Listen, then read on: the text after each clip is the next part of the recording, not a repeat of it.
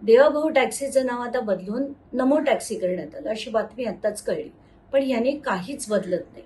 राजकारण्यांच्या नावाने जर सामान्य लोकांच्या पैशातून योजना राबवल्या जात असेल तर मला हे मान्य नाही. मुद्दा नंबर 2, भारत टॅक्सी जी अमित शहांनी पूर्ण देशभरासाठी राबवली आहे ती योजना, तर तीच महाराष्ट्रात का येऊ नये हा माझा दुसरा प्रश्न. महाराष्ट्रात वेगळी जर बनवली आणि प्रत्येक राज्यांनी, जसं 28 राज्यांनी आणि 8 युनियन टेरिटरीजनी आपापल्या राज्याच्या वेगळ्या बनवल्या, तर हे कितपत योग्य आहे? कारण किती गोंधळ होईल. सगळ्या राज्यांच्या ऍप्स आपल्याला डाउनलोड कराव्या लागतील, प्रत्येक ठिकाणी वेगवेगळी ऍप वापरावी लागेल. त्यापेक्षा भारत टॅक्सी योजना ही महाराष्ट्रात आणायला देवेंद्र फडणवीसांना किंवा दरेकरांना काय प्रॉब्लेम आहे हे त्यांनी स्पष्ट करावं.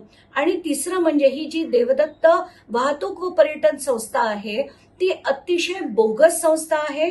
2001 मध्ये स्थापन झाली होती. 2026 मध्ये म्हणजे 25 वर्षात ना निवडणुका आहेत, संचालक मंडळ बोगस आहे, सह्या खोट्या आहेत आणि 2025-26च्या अख्ख्या वर्षात त्यांच्याकडे खात्यात जर बॅलन्स 246 रुपये आहेत आणि ज्याच्यात 2च ट्रान्झॅक्शन झाल्या आहेत, त्या सुद्धा मिनिमम बॅलन्स न मेंटेन केल्याच्या 2 एंट्रीज आहेत. अशी संस्था हे चालवत असेल, अगदी ते नमो असो की कुठची असो, तर माझा त्याच्यावर नक्कीच आक्षेप आहे.